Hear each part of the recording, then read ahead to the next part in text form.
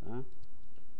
As proteínas apresentam função de construção, né? Trabalhando através das membranas celulares. Elas funcionam como construção, né? Catalisadores biológicos, trabalham como enzimas, ou podem ter a função de imunológica, né? Tendo a função de anticorpos. As proteínas, na realidade, são polímeros de condensação de aminoácidos, ou seja, são constituídos através da união de várias moléculas de aminoácidos, né? Os aminoácidos são compostos que apresentam, no caso, as funções amina, NH2, né? E as funções de ácido carboxílico, COOH, né? Então aqui nós temos alguns exemplos de aminoácidos: a glicina, né? A alanina, né? E a fenilalanina.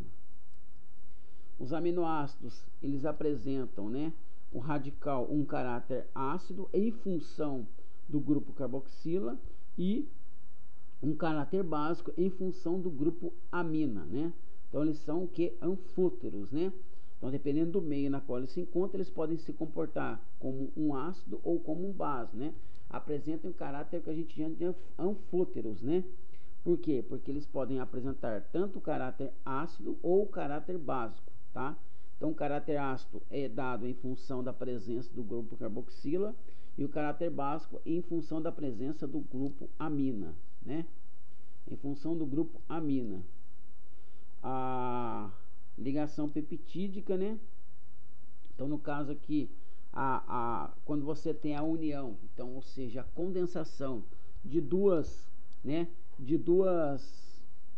aminoácidos, né?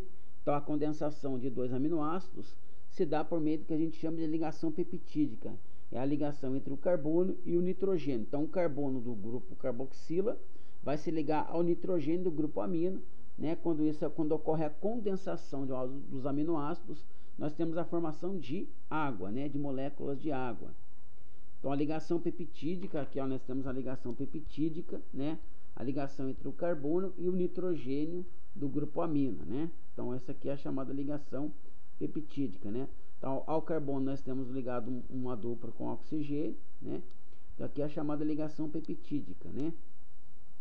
Que é resultado da condensação de aminoácidos, né? Onde você tem a formação de moléculas de água. Então, a classificação, no caso das proteínas, né? As proteínas são simples, né? As proteínas podem ser classificadas como proteínas simples, são as homoproteicas, são formadas apenas por aminoácidos. As proteínas complexas, chamadas heteroproteicas, são formadas por cadeias de aminoácidos ligadas a grupos prostéticos. Nós temos aqui como exemplo de proteínas complexas o glicoproteínas, que são os glicídios, as lipoproteínas, que são os lipídios, fosfoproteínas, que são o ácido fosfórico, e as cromoproteínas, que representam os pigmentos, né? Então, a estrutura primária, com relação à estrutura das proteínas. Então, as proteínas apresentam estrutura primária, que é a própria cadeia peptídica, formada pela sequência de aminoácidos iguais ou diferentes entre si. Então, nós temos aqui um exemplo de uma sequência, né, peptídica. Então, você tem lá, então, é a própria cadeia peptídica formada pela sequência de aminoácidos iguais ou diferentes, né, entre si. Então, a chamada estrutura primária, né? A estrutura secundária, né?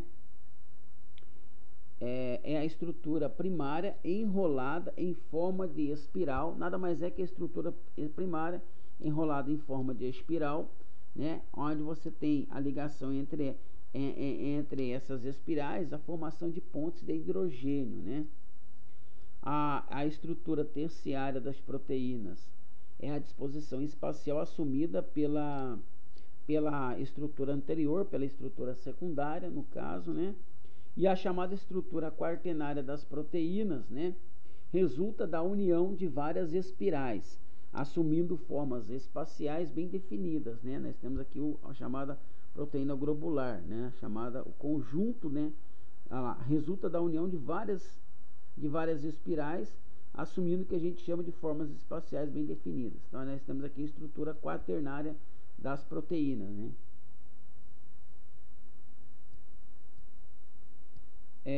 Algumas proteínas importantes: a caseína, que está presente no leite; a mucila na saliva, né?